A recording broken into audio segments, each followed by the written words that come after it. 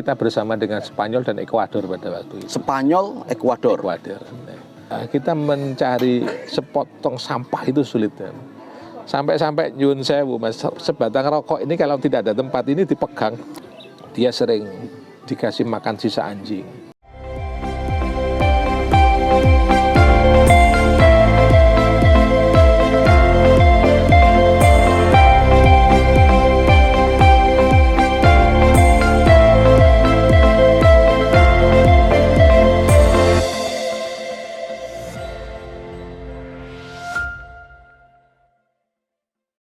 Assalamualaikum. Waalaikumsalam. Bagaimana kabarnya? Alhamdulillah sehat-sehat, Mas. Alhamdulillah. Mas Itong gimana, sehat ya? Alhamdulillah sehat juga, Pak.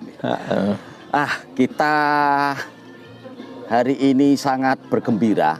Tim Persepsi bisa datang di satu lokasi yang bernama apa ini? Gumuk Watu, Mas. Gumuk Watu. Gumuk Watu.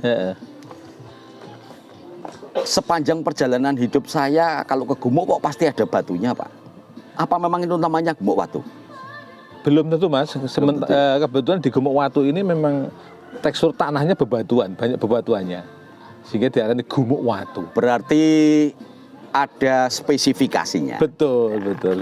Tim Perspektif hari ini menemui salah seorang kepala desa. Salah seorang kepala desa di desa Dukuh Dempo, Kecamatan Puluhan, Mas. Kabupaten Jember. Betul. Nama asli siapa, Pak? Asli Miftahul Munir. Miftahul Munir. Saya itu hanya tahu Mif. Namanya memang Arab, Mas, tapi asli Jawa ini. Berbau Arab. Nama asli Jawa ini. Pak Mif itu kelahiran sini asli, nggih? Asli. Sini. Sejak tahun kapan, Pak, menjabat sebagai kepala desa, Pak Mif? Alhamdulillah saya sejak 2007, Mas Itong. 2007. Ya, jabat kepala berarti desa. 17 tahun. 17 tahun. Tidak terasa, Pak, ya. 17 tahun. Terasa kayak masih kemarin, saya masih mulai proses pilihan, masih teringat. Iya. 17 tahun menjadi kepala desa di desa Dukuh Dempo. Berarti 3 periode. 3 periode. Selama 3 periode tentu saja banyak hal yang sudah bisa dilakukan. Betul, Mas. Nah, saya ingin mengajak Pak Mif untuk berbincang-bincang tentang hal yang menurut kacamata umum itu tidak wajar, aneh. Tim Persepsi memaknai keanehan itu dengan edan, Pak. Jadi tim Persepsi sejak awal memang mendiskusikan persiapan sehingga kemudian ini muncul diksi ini kades edan. Kenapa kades edan? Karena tidak wajar tadi itu. Betul. Jarang sekali publik menemukan sosok seperti Pak Mif dalam rangka melakukan pengabdian. Nah, salah satunya adalah konon kabarnya Pak Mif pernah sampai di luar negeri. Betul. Di mana itu, Pak? Dulu kita di Jenewa, Mas. Di Jenewa? Iya. Kebetulan Swiss? Iya, Swiss. Di ILO, Mas, kita sempat di ILO, organisasi buruh, ya? Buruh internasional. Nggih. Perjalanan dari sini ke sana berapa lama? 16 jam. 16 jam. Wah, yes. Ini kepala desa di desa Dukuh Dempo, Kabupaten Jember, berada di Pulau Jawa Timur yang agak ke timur. Ternyata pernah berangkat ke Jenewa di negara Swiss. Perjalanannya 16 jam. Dalam rangka apa, Pak? Kebetulan di tahun 2017 itu pada waktu kewajiban negara kita menyampaikan laporan setelah ratifikasi dengan ILO, mereka dari ILO mengundang utusan dari negara dan juga mengutus dari NGO pada waktu itu. Kebetulan NGO yang terundang adalah dari Migrant Care. Migrant Care. Dan kita pada saat itu sudah menjadi mitra dengan migrant care. Pemerintah desa. Wah, Karena ini menarik. banyak persoalan-persoalan yang kami sendiri kebingungan tidak bisa menyelesaikan. Kaitannya dengan warga kami yang pergi ke luar negeri sebagai buruh migran pada waktu itu sebenarnya masih buruh, Mas. Oke. Yang tidak mendapatkan hak-haknya. Kemudian banyak juga mereka yang mengalami penyiksaan secara fisik, bahkan juga mental. Sehingga kami kebingungan harus berbuat apa, sementara warga kami mengalami hal yang sedemikian menyedihkan. Dari kegalan-kegalan itulah kami mencoba untuk mencari tahu siapa yang harus kami ajak untuk ngobrol ini. Terus terang pada waktu itu kita masih belum punya akses ke dinas itu, belum. Karena kami juga belum tahu harus berbuat apa.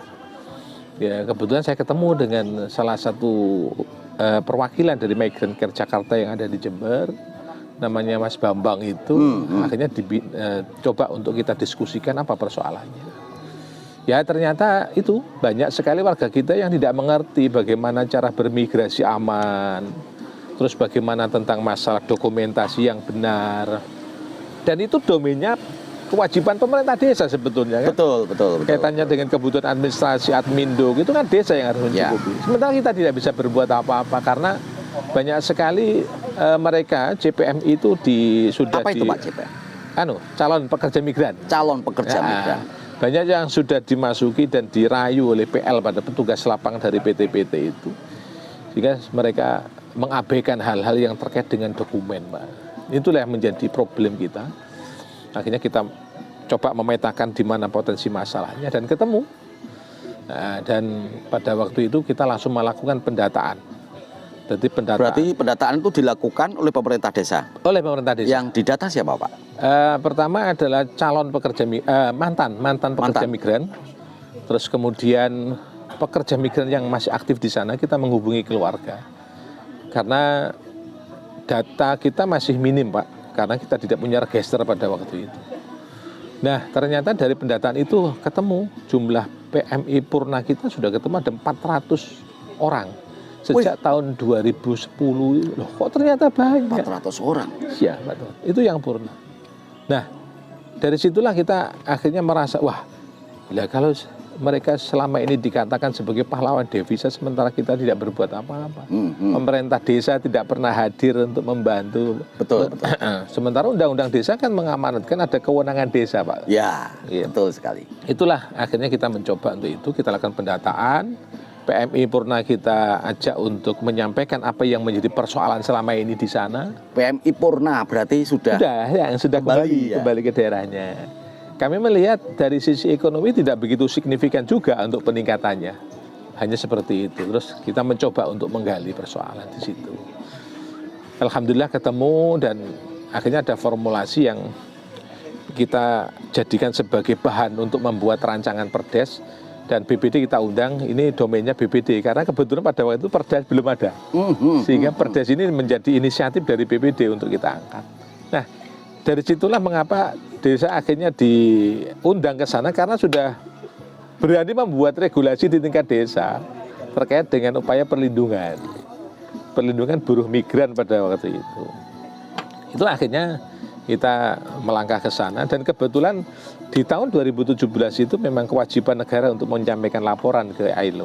Nah, kita diundang ke sana. Mungkin ILO ingin ada gambaran secara objektif bagaimana Indonesia itu menangani buruh migran. Kebetulan kita bersama dengan Spanyol dan Ekuador pada waktu itu. Spanyol, Ekuador. Dan dari situlah akhirnya ada penilaian dari ILO dan itu sudah bukan di ranah kami. Tunggu Pak Mif. Kalau di Jenewa, Swiss ketemu dengan berbagai negara. Ada 3 negara yang pada waktu bersamaan dengan kita. Spanyol sama Ekuador.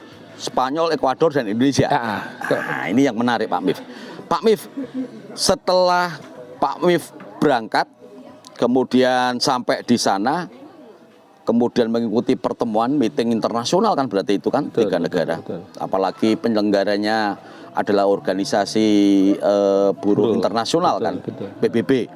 Nah, tentu saja menggunakan bahasa Inggris. Adakah persiapan khusus Pak Mif? Atau sempat kursus singkat bahasa Inggris atau bagaimana Pak Mif? Terus terang kami tidak melakukan itu Bapak, karena kebetulan dari teman-teman NGO yang ada di Indonesia ini sudah, saya juga bersyukur karena ketemu dengan teman-teman penggerak HAM di sana juga. Dan ada salah satu mahasiswa yang dari Belanda juga ikut ke sana dan itu menjadi translator. Jadi apa yang kami sampaikan beliau yang menerjemahkan di dalam bahasa Inggris. Berarti Pak Mif menggunakan bahasa Indonesia. Tetap bahasa Indonesia. Ada yang menerjemahkan Ada yang menerjemahkan dalam bahasa Inggris. Betul. Kebetulan ketua komite dari ILO itu dari Filipina dulu, tapi paham sekali dengan bahasa Inggris. Berapa hari Pak di sana? Saya 8 hari, Mas. 8 hari. 8 hari. Yang berangkat dari Duko Dempok Pak Mif? Dari Lombok NTT 1, terus kemudian dari Indonesia, dari Jember, saya wakili desa, kemudian dari ketua Migrant Care Mbak Anis Hidayah, Bu Anis Hidayah itu, kemudian dari Malaysia Pak Alex Ong, terus kemudian dari Solo juga Pak Mul namanya, itu yang bersama kita. Sama didampingi Mbak Melani dulu, seorang artis yang sebagai ambasador Migrant Care itu yang bersama kita. Jadi sempat kita lagi 8 hari Pak Mif ya? Iya. 8 hari. 8 hari. Pertemuannya berapa hari? Pertemuannya efektif 3 hari cuman, Mas. 3 hari 3 ya? hari. Berarti ada 5 hari. Betul. Yang santai. Betul. Nah, selama waktu-waktu santai atau hari-hari santai itu Pak Mif di sana ngapain Pak Mif? Ini yang menarik kan? Ini penasaran juga Pak Itong ini ya. Yang jelas kami keliling, Mas. Ya, keliling. Kebetulan mode transportasi di sana sudah terintegrasi, Mas. Maksudnya terintegrasi bagaimana? Antar kita sekali masuk hotel kita sudah dapat fasilitas, Mas. Fasilitas transportasi, bis listrik itu. Bisnya pakai listrik? Bukan kereta listrik. Oh, kalau bisnya bis juga bukan pakai listrik juga bisnya. Kalau keretanya kereta itu yang ada kabelnya itu, dan itu gratis semua, free. Kita sempat keliling juga ke perbatasan Perancis, tapi nggak sampai melangkah ke negara lain, nggak keliling. Yang saya heran di sana itu satu dari sisi kebersihan, Mas. Luar biasa. Benar-benar terjaga ya. Kita mencari sepotong sampah itu sulit. Ya. Sampai nyun sewu, Mas, sebatang rokok ini kalau tidak ada tempat ini dipegang sampai. Lalu berarti di sana nggak ada pemulung gitu Pak Mif ya? Nggak menemukan saya, Mas. Nggak menemukan ya. Dan di sana sudah kalau begitu saya bersyukur di Indonesia ada pemulung Pak Mif.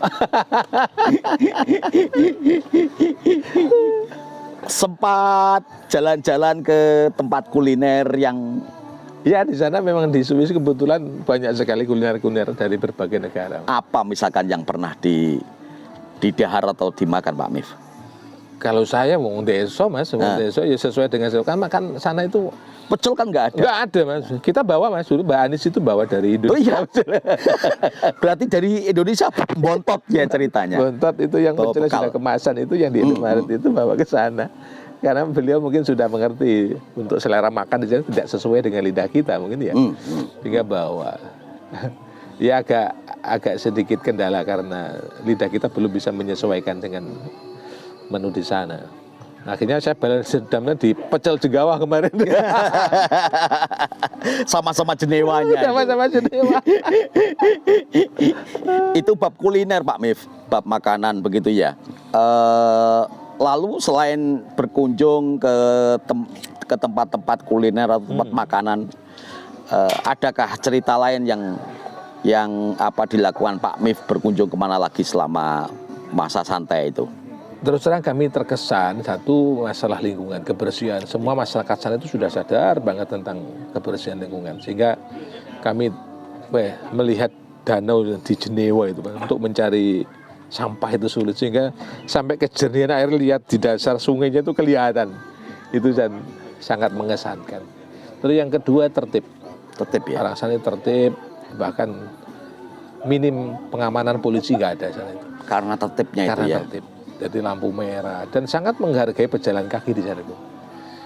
Saya itu yang sangat salut. Bahkan kami sendiri sempat merasa bersalah karena yaitu sudah ada rambu-rambu traffic light itu sudah kuning, seharusnya kami harus berhenti meskipun jalan. Tapi kami terus jalan. Sempat ya nggak dimarahi sebetulnya, cuma kita merasa malu, yang lain sudah berhenti semua. Itu. Ya. Lampunya kuning, yang Ya, lain berhenti, betul. tapi Pak Mif jalan ya. Ya.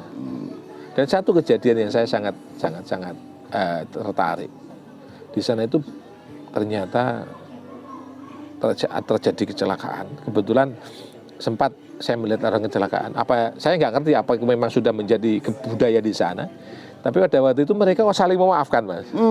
I'm sorry. Oh, begitu ya? Tapi dulu menyampaikan ucapan salah dulu. Oh, tapi benar ya, itu yang saya terkesan. Tapi kami tidak memahami apa itu setiap kejadian seperti itu. Ya. Yang saya lihat pada saat itu ada kejadian yang sangat mengesankan di hati saya seperti itu. Wah, ini kan berarti kan pelajaran toleransi. Betul, itu Mas. Ya, merasa dirinya salah dulu. Betul, gitu ya. itu yang Kalau di sini kan Anda salah ini kan gitu ya. kami melihat nendalan sopo aku, sopo kowe. Betul. Pak Mif, saat itu isu berkaitan dengan program pekerja migran. Betul. Memang gencar-gencarnya karena juga ada beberapa kasus kekerasan yang dialami pekerja migran. Dengan 400 data yang dimiliki oleh pemerintah desa saat itu, apakah juga prosentase kekerasan terjadi di warga Panjenengan cukup besar juga? Untuk potensi masanya memang gede, Mas itu. Kalau untuk jumlah pekerja, maksudnya buruh migran, istilahnya kita pakai buruh migran karena tempo dulu ya. Itu sebetulnya masih minim kalau kita lihat populasi penduduk di Dukuh Dempok. Tapi potensi masanya yang gede. Kita sebelum itu pernah jemput warga kita yang sudah dipulangkan dari Rudenim. Rudenim itu salah satu penjara setelah melalui proses hukum di Malaysia, dibuang di Rudenim di Pekanbaru. Akhirnya kita jemput ke sana. Itu yang pertama. Yang kedua, kita sempat jemput juga warga kami yang pada waktu itu undokumen, dipulangkan. Dia sudah sampai cerita luar biasa, bahkan dia sering dikasih makan sisa anjing. Bahkan dikata-katain, aduh nggak pantas, kata-katain seperti itu. Dan mereka tidak punya kekuatan apa-apa. Betul. Karena dokumen mereka itu dibawa agen pada waktu itu. Sehingga dia mau berbuat apa nggak bisa.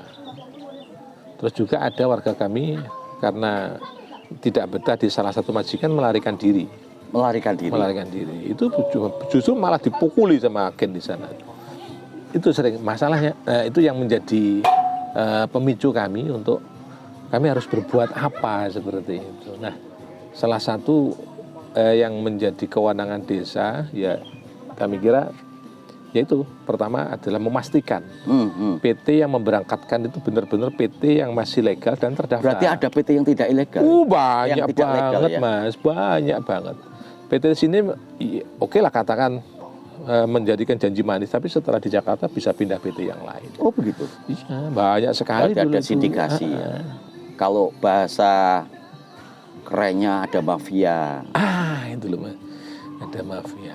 Pak Mif, kalau tadi berkaitan dengan penjemputan, ini kan kalau dianggarkan melalui APBDes tampaknya juga bukan menjadi kewenangan. Betul Mas, betul. Nah, ketika itu di tahun-tahun itu penjemputan itu dilakukan menggunakan anggaran apa itu? Ya ternyata ya Pak KDC masih melangkah karena kita sudah kan uang besar Pak Mif. Kebetulan Mas yang kita yang setelah di Rudenim kita jemputnya di Juanda. Oh. Cuma kita kasih pinjaman uang tiket. Kita kirimi karena dia punya saudara yang punya rekening, kita kirimi untuk biaya beli tiket, kita jemput ke Surabaya. Rata-rata kita ke Surabaya jemputnya, tapi kita mencoba untuk membantu tiket pulang mereka. Itu yang kita lakukan. Kalau penjemputan tidak langsung ke negara tidak, tapi tidak langsung. Tidak. Kan kita punya teman juga di Malaysia namanya Pak Alex Ong di sana. Di saat ada persoalan yang di negara itu kita telepon beliau untuk membantu. Nah, akhirnya dipulangkan. Dan kita tetap koordinasi Mas dengan PP2MI pada waktu itu untuk membantu memfasilitasi. Apa itu Pak? PP2 Badan Perlindungan Pekerja Migran. Badan Perlindungan Pekerja Migran Indonesia. Iya, betul. Nah, alhamdulillah dengan adanya upaya kita untuk membuat sebuah program itu kita kenal Mas dengan BP2MI, dengan P3MI, istilahnya sekarang seperti itu. Dan kita di desa bentuk namanya Desbumi. Desbumi, apa itu? Desa Peduli Buruh Migran. Desa Peduli Buruh Migran. Nah, sekarang ini masuk LKD, Pak? Ini Mas yang belum kita masukkan ke LKD karena kami masih belum tahu regulasinya sehingga belum bisa dimasukkan di LKD. Cuma mereka kita bentuk semacam komunitas yang diisi oleh mantan-mantan buruh migran. Yang tadi sebut Purna, PMI Purna. PMI Purna. Dan mereka saya minta untuk membantu kepala desa untuk memberikan arahan kepada CPMI yang mau berangkat. Karena terus terang CPMI yang kita hadirkan ke balai desa untuk minta tanda tangan, itu kalau yang ngomong kepala desa gak percaya Mas. Oh gitu ya. Kepala desanya gak tahu dari iya. TKI masalah. Gimana mau menceritakan kalau kehidupan di sana itu juga mungkin kepala desanya gak tahu dari TKI dan macam-macam ya belum pernah ke sana. Akhirnya mereka yang kita kasih peran untuk memberikan arahan. Yang mau berangkat ke Hongkong ada alumni kita dari Hongkong, ini ceritakan Hongkong itu seperti apa. Yang di Brunei, ayo coba ngobrol dulu. Kita ada ruangan khusus untuk memberikan briefing kepada mereka. Kalau sudah mereka paham dan mengerti tentang resiko dan tanggung jawab di sana nanti, monggo. Tapi kalau sudah kita kasih waktu untuk berpikir dan mereka tidak jadi berangkat, itu merupakan kebanggaan Mas Hari. Gak jadi berangkat. Dan kita sering mereka yang mau berangkat akhirnya gak jadi. Motivasi CPMI apa kira-kira Pak? Kok sampai dia ingin memutuskan mencari nafkah, misalkan itu kebutuhannya. Memang kalau kita persentase terbanyak itu faktor ekonomi, Mas. Ekonomi ya. Tapi tidak menutup kemungkinan memang sudah ada percikan-percikan persoalan di rumah itu sehingga mungkin wah ini sudah nggak enak hubungan harmonis antara suami istri, berangkat lagi ke Malaysia salah satu. Dan emangnya rata-rata yang berangkat itu perempuan. Perempuan ya. Yang laki-laki itu kita nggak begitu khawatir meskipun dokumen tetap harus dipenuhi. Tapi berarti dari 400 tadi data awal itu mayoritas perempuan. 80% perempuan. 470 sekian Mas, lebih Mas ya. Usia paling banyak rentang usia berapa? 40 Mas, di antara 25 sampai 40. 25 sampai 40. Oke. Ya usia produktif. Usia produktif. Ini yang kalau di usia produktif misalkan sekarang ada CPMI kemudian setelah mendapatkan arahan macam-macam terus kemudian dia memutuskan tidak berangkat sementara problemnya adalah problem ekonomi. Nah ini bagaimana penyelesaiannya? Ini yang menjadi PR Mas yang jelas, yang menjadi PR kita selaku pemerintah desa. Makanya program pemberdayaan ini tetap kita gulirkan. Di antaranya kami tiap tahun mesti menganggarkan untuk program pemberdayaan itu. Untuk pemicunya mereka yang PMI Purna itu kita coba karena mereka sudah punya etos kerja yang jelas. Jadi untuk mengungkit mereka itu lebih mudah. Oh gitu ya. Jadi sekarang mereka sudah punya usaha jahit, terus kemudian bikin jamu, kemudian jamu Pak, batik, jamu kuat atau jamu Jawa itu Mas. Oh jamu Jawa, saya pikir jamu kuat Pak. Akhirnya kan untuk kekuatan juga. Iya. Oh batik juga ada. Batik ada. Terus kemudian mesin jahit dan kita di balai desa kita buatkan outlet. Ada outlet. Itu outlet. Pengelolanya adalah Desbumi. Oh Desbumi. Nah, jadi kita tiap minggu, tiap hari itu ada yang jaga outlet itu. Dan outlet itu berkewajiban untuk menampung semua produk-produk dari teman-teman PMI Purna. Ada yang jamu, ada yang batik, kita taruh outlet di situ. Terus di samping itu juga jual makanan kuliner yang ada di outlet. Jadi kami berpikir mereka pengen kerja, pengen ke luar negeri, rata-rata memang satu penghasilannya minim, yang kedua karena kesibukannya kurang, sehingga pikirannya akhirnya luar negeri keputusan. Dan di saat kita mencoba untuk ngerangkul mereka, kita jadikan sebuah komunitas, sehingga mereka kita kasih kegiatan. Ternyata minim sekali, dari sekian banyak mantan PMI itu mungkin kita bisa dihitung di bawah 10 yang berangkat lagi. Yang berangkat lagi. Oh gitu. Tapi itu pun di bawah sudah, 10. Tapi sudah pakai prosedural. Mereka harus memahami betul tentang bagaimana bermigrasi aman, sudah paham. Ada banyak cerita begini Pak Mif. Kenapa calon pekerja migran ini Boleh ngopi ya, Mas, ya? Oh iya. Silakan Pak Mif. Saya juga mau ngopi ini. Ngopi Ini kopi apa Pak Mif? asli ini kopi gorengannya wong dukuh nih Mas. Oh, Kopi gorengan. Noh aja. Kopi Noh. Oh, kopi Noh istilahnya ya. Ah. Gorengannya orang Dukuh. Iya, namanya Dukuh itu Pak Dukuh Noh. Dempok. Pak Noh Oh, Pak namanya. Noh ya yang produksi. Kopi Noh. Nah, Pak Mif. Kopi saya ini tanpa gula jadi pahit. Tapi kehidupan enggak pahit Mas. Semoga pahit ini bisa ya tidak sepahit nasibnya. Salam ya Mas. Wis. Tidak sepahit nasibnya kawan-kawan atau saudara-saudara pekerja migran. Amin ya Mas, cocok Mas. Karena- kopi masih menyehatkan Mas. Iya, Pahit PMI, memprihatinkan. betul. Karena begini Pak Mif. Konon kabarnya calon pekerja migran itu mengambil langkah untuk berangkat tanpa ada pembekalan dokumen yang resmi. Karena konon yang resmi mahal dan mulai dari desa pun sudah dimintai uang. Gitu.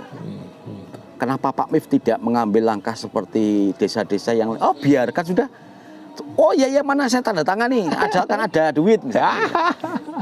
Kenapa Pak Mif? Ya itulah mungkin bagi kami ini bagian dari panggilan jiwa kami. Yang jelas kami berangkat jadi kepala desa ini kan merupakan sebuah kepercayaan dari warga. Karena background kami ya koyo gak punya saya background untuk menjadi kepala desa, tapi masyarakat untuk percaya berarti ada amanah di situ yang harus saya jalankan. Dan saya melihat sendiri kondisi mereka itu seperti itu. Terus terang awalnya kami tidak ngeh Mas ngurusi PMI karena mereka berangkat kayak kelihatan sederhana pulang mewah, Glamor. penampilan lebih glowing daripada berangkatnya dulu. Betul. Berarti makmur semua warga saya. Ternyata di balik kemakmuran menyimpan kegetiran yang luar biasa. Begitu, Mas. ya. Nggih. Setelah itu kita melakukan pendataan, pendekatan dari hati ke hati, bener tah seperti itu. Ternyata mereka menceritakan tidak seindah yang dibayangkan. Sempat coba Bapak pikirlah, saya berangkat ke sana pisah dengan keluarga, dengan suami, dengan anak itu betapa beban. Belum di sana, belum di rumah nanti cobaannya seperti apa. Akhirnya saya iya Pak, betul. Belum lagi ada perlakuan yang tidak senonoh. Ternyata Itu makanya pantas Mas mereka dijuluki pahlawan devisa sebetulnya. pantas ya. Pantas. Jadi itu kisah-kisah pilu di belakang keglamoran seseorang setelah mereka berangkat dari Iya. Pak Mif, konon kabarnya juga ada usia anak-anak juga berangkat. Nah ada bahkan semacam sindikasi anak-anak bisa berangkat sampai di luar negeri karena mulai dari identitasnya itu sudah mulai ada pemalsuan, direkayasa. Kenapa Pak Mif tidak melakukan itu? Terus terang Mas Itong untuk apa namanya calon PMI kita benar-benar selektif Mas. Ya kita tahu betul resiko yang akan dihadapi, resiko dan apa namanya bahaya nanti kalau kita sampai merekayasa dokumen. Bahkan itu sering terjadi dulu orang berangkat ternyata mohon maaf semoga tidak terjadi pada yang lain meninggal. Alamannya pulang jenazahnya tidak di Dukuh Dempok tapi jatuh di Magetan. Karena ada pemalsuan dokumen. Nggih. Padahal warga sini. Warga sini. Dan seperti itu.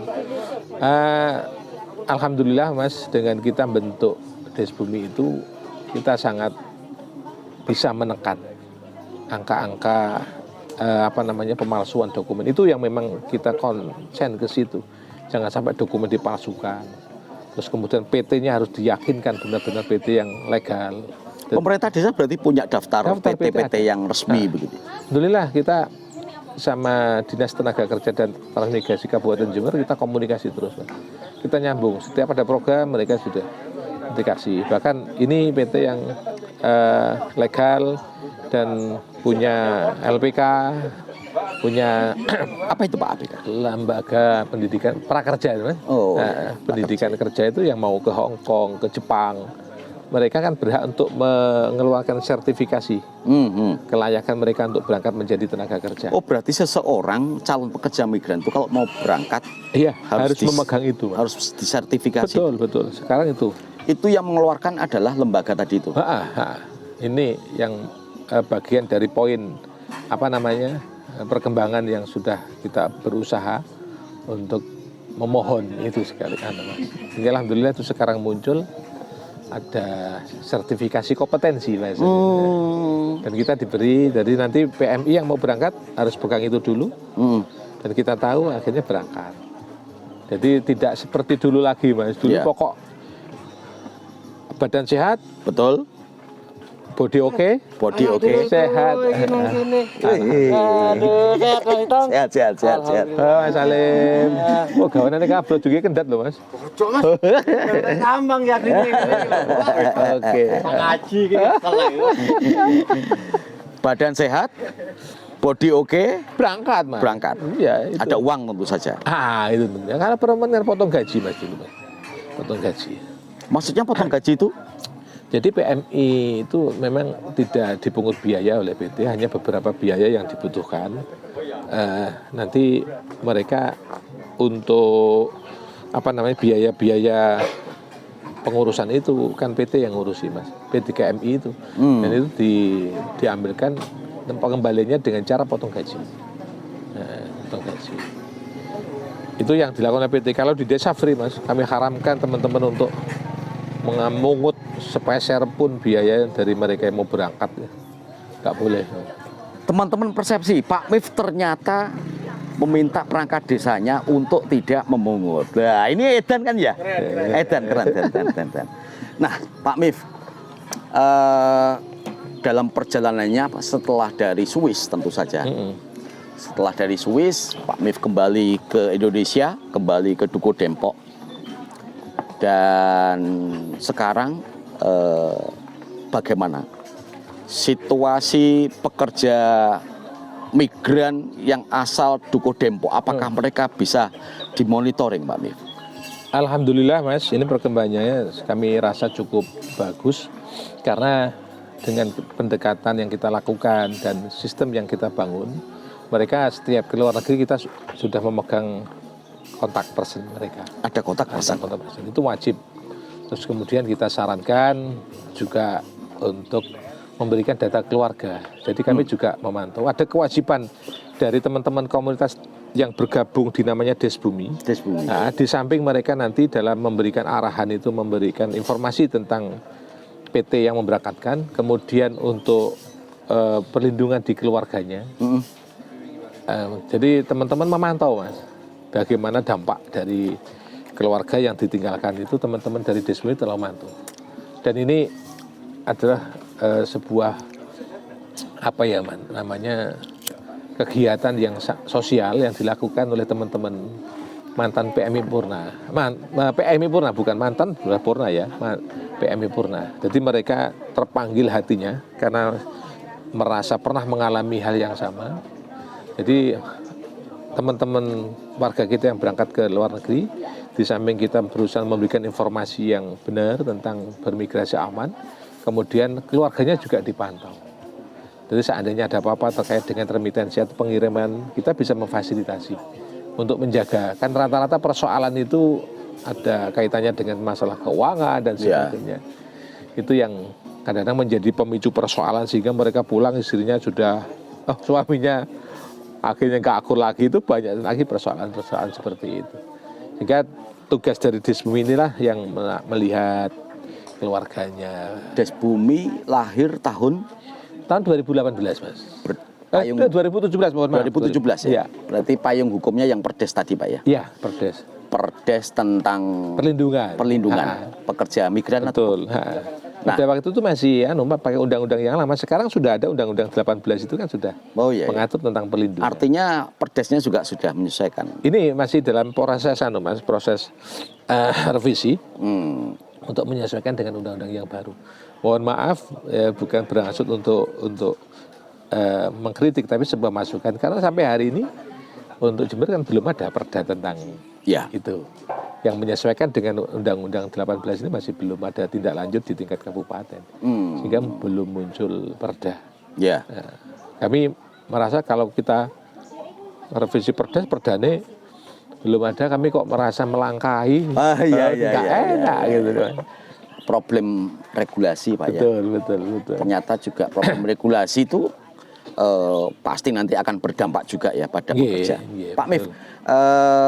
Des Bumi yang lahir tahun 2017, kira-kira pengurusnya berapa? Berapa orang itu? Yang di Des Bumi? Pengurusnya ada 12 orang, Mas. 12 orang. Anggotanya sekitar yang aktif itu sekitar 28 yang aktif loh, Mas. Maksudnya dalam kegiatan kan mereka membuat semacam kegiatan arisan itu, Mas. Oh, Arisan. itu setiap bulan? Ya, pertemuan setiap bulan keliling. Kebetulan yang di Jember, wilayah selatan yang binaan Migrant Care itu ada 5 desa, ada di Sabrang, Wonoasri, Duku Dempo, Ambulu. Ini yang baru Balung Lor juga, terus kemudian Bago. Ini sudah mulai mengembang, jadi mereka bentuk komunitas yang sama Des Bumi.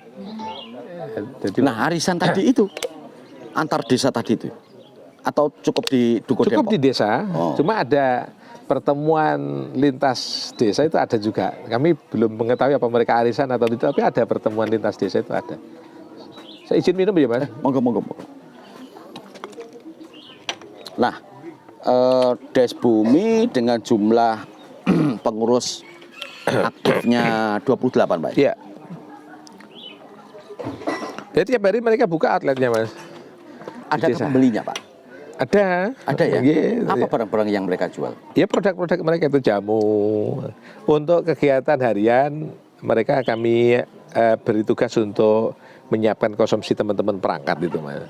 Oh, Jadi ada penghasilan, ada jadi pemasukan. konsumsi perangkat desa Iya. itu yang memasak begitu ya? Betul. Terus kemudian ada kegiatan-kegiatan mereka kita libatkan.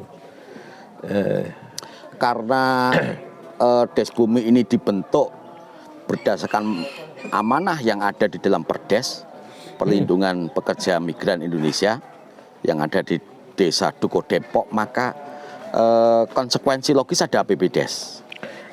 APBD cuma itu, Mas. Kami hari ini kan mereka belum masuk di LKD. Oh, ya. Sehingga kami untuk mengaluskan anggaran itu kita pakai pos di program pemberdayaan itu. Nah, jadi mereka yang kita libatkan dalam kegiatan pemberdayaan, mereka yang terus terang yang kita libatkan dari teman-teman Des Bumi. Jadi ada kegiatan pendataan, terus kemudian ada kegiatan ada pelatihan. Pelatihan Mereka apa, Pak, misalnya? Kemarin Kalau pelatihan kuliner. Kuliner ya? Kuliner itu yang mereka yang kita ajak.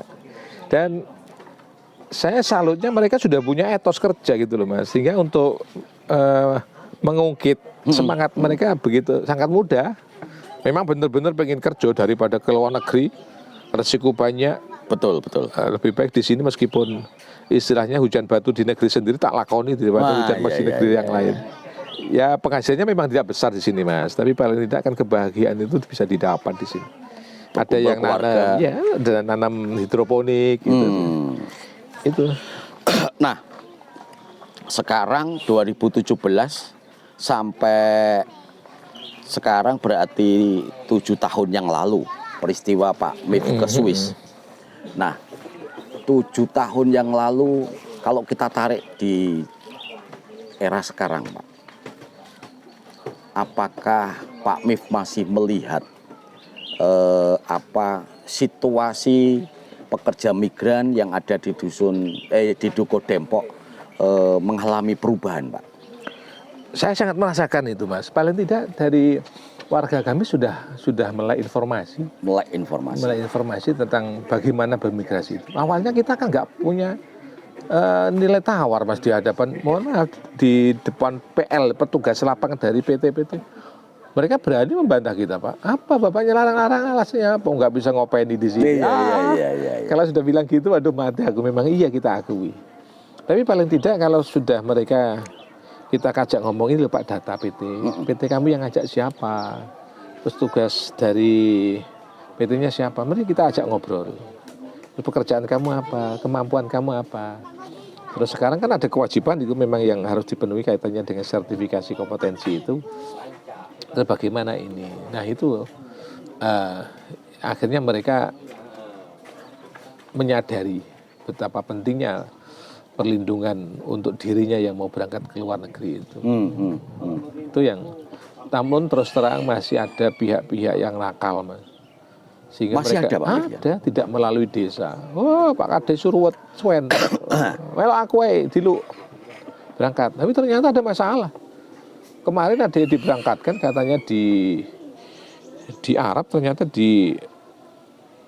diarahkan ke benua Afrika. Saya negaranya lupa di mana itu. Ada ya seperti itu, Pak. Nah ini yang kita menjadi tantangan tersendiri karena mereka tidak mengindahkan apa yang menjadi ketentuan desa. Mereka lari, maksudnya tidak minta tanda tangan desa, langsung berangkat gitu aja. Ada masih seperti itu. Dan ternyata masalah. Ya akhirnya ya bagaimanapun. Ya Kembali lagi ke desa. Kembali lagi desa.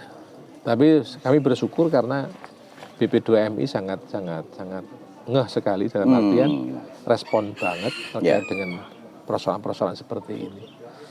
Itu yang kami sulit, Mas, di luar jangkauan kami. Kadang-kadang ada pihak luar tanpa sepengetahuan kami ternyata sudah berangkat. Lalu di bojomu, lupa teng Malaysia. Wah, ini apa melok sopo? Melok ini, ini sudah.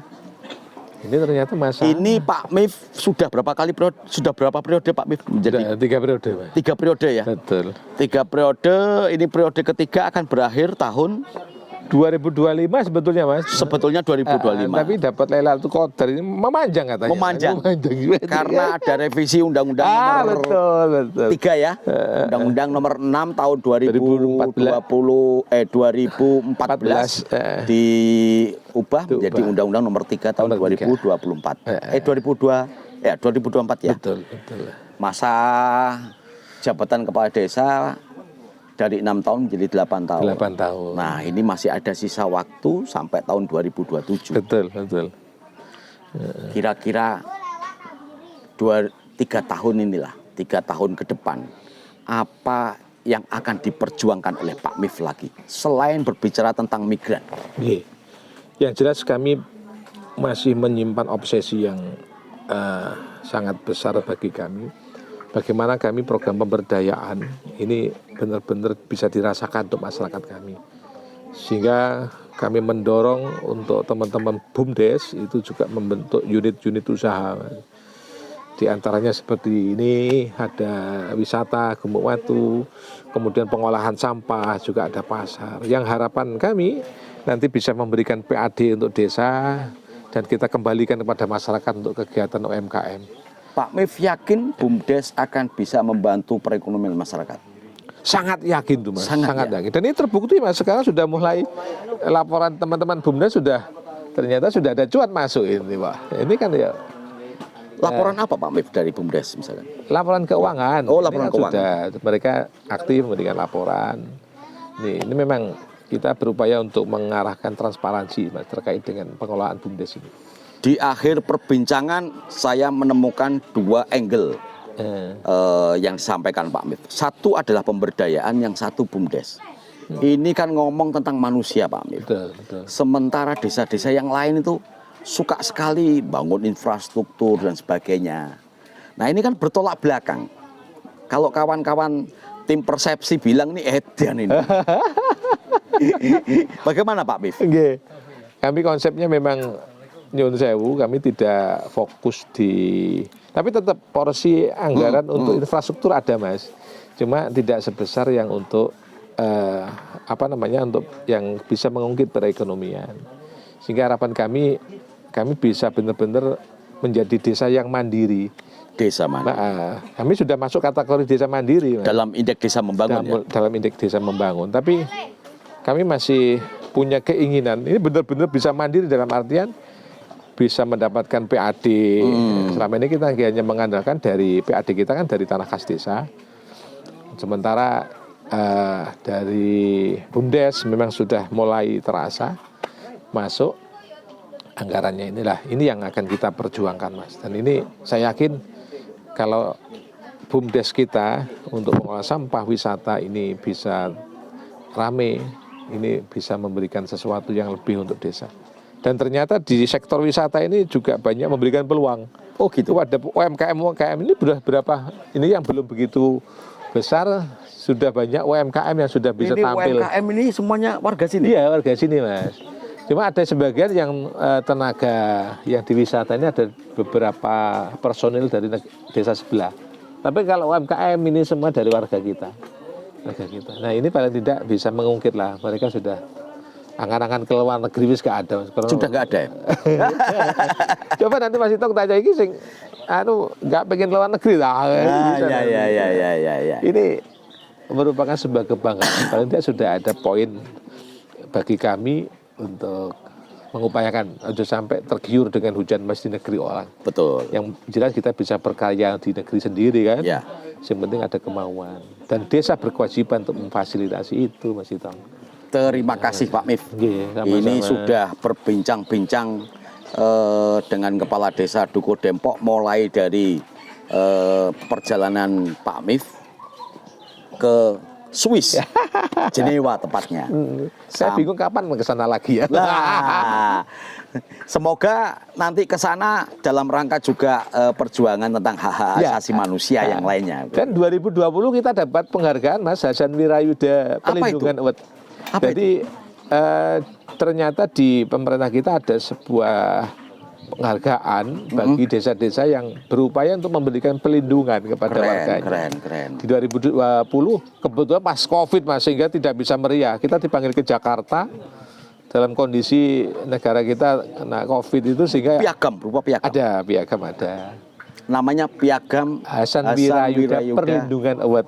Perlindungan. Ada pelindungannya. Dan pada waktu itu langsung Ibu Menteri Luar Negeri yang menyampaikan, tapi via Zoom. Via Zoom. Via Zoom. Di tahun 2020. Tapi kita dipanggil ke Jakarta. Penghargaan dari kabupaten ada enggak? Atau provinsi? Belum. Belum. Semoga ada empati Betul. dari pemerintah karena empati itu akan mensupport seluruh ya daya upaya Pak Mif, dan tentu saja ini akan bisa diimplementasikan untuk desa-desa yang lain. Kami akan merasa bangga Mas, seandainya desa-desa yang lain, mohon maaf bukan berarti kita kemajuan enggak. Tapi setelah kita rasakan memang butuh Mas. Karena saya yakin di desa-desa yang lain banyak kasus yang sama untuk urusan pekerja migran, ini banyak kasus yang sama. Kami mengucapkan terima kasih Pak Mif. Sama-sama. Sudah mendapatkan banyak informasi, banyak pengetahuan. Mulai dari perjalanan Pak Mif berangkat ke Swiss sampai pada era kekinian. Yang tetap akan mengandalkan program-programnya di pemberdayaan dan penguatan BUMDes. Saya yakin semangat Pak Mif ini akan membersamai harapan masyarakat. Amin. Terima kasih Pak Mif. Sama-sama. Saya juga terima kasih loh Mas Itong. Iya, Ini bagian dari upaya untuk untuk mempublikasikan. Kami terbuka Pak, dari akademisi masuk, dari teman-teman media juga masuk. Kami sangat bangga dengan Banyak kawan berarti. banyak kawan. Terima kasih Pak Mif. Sama-sama Mas Itong. Assalamualaikum. Waalaikumsalam warahmatullahi wabarakatuh.